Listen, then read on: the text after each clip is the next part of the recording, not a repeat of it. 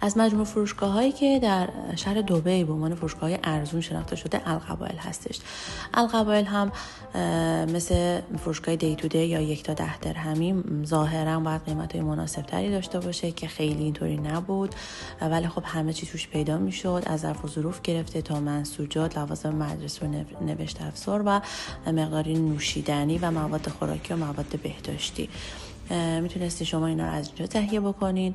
اختلاف قیمت آنچنانی نداره، شاید تو رو بعضی از جنس ها در حد چند درهم اختلاف داشته باشه که به نظر من انقدر ارزش نداره که یک مسیر رو بری به خاطر اینکه برسی به این فروشگاه، مگر اینکه در نزدیکیتون باشه. محصولات ایرانی رو هم تا یه حدی شما میتونین اینجا پیدا بکنین. خیلی کامل نیست مثل دی تو دی، ولی یه بخشی از محصولات ایرانی رو پوشش میده و میتونین اینجا تهیه بکنین.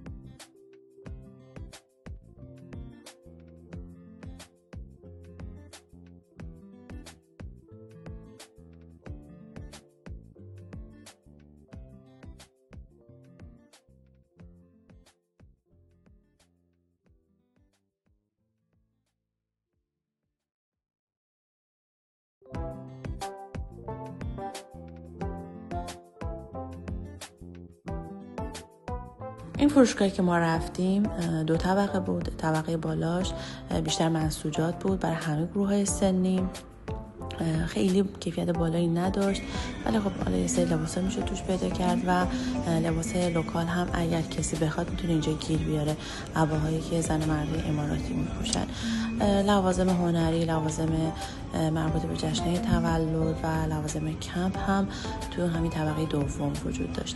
از چیزای عجیبی که توی فروشگاه برای اولین بار من در سطح شهر دبی می‌دیدم این بود که بدون توقف صدای قرآن رو پخش می‌کردند از اسپیکرهاشون و تمام تایم شما صدای قرآن رو میشنیدین. نمیدونم بهتون توصیه بکنم اینجا رو برین یا نه، خودم به شخص دیگه تجربهش نمی کنم، چون که اینجا چیز با کیفیتی نمیتونه پیدا بکنی و قطعا وقتی یه چیز قیمتش ارزون تره قطعا نباید کیفیت بالایی داشته باشه، ولی به هر حال ممکنه یه سری چیزا رو با قیمت مناسب بتونین اینجا گیر بیارین که من متاسفانه اختلاف قیمت چشمگیری ندیدم.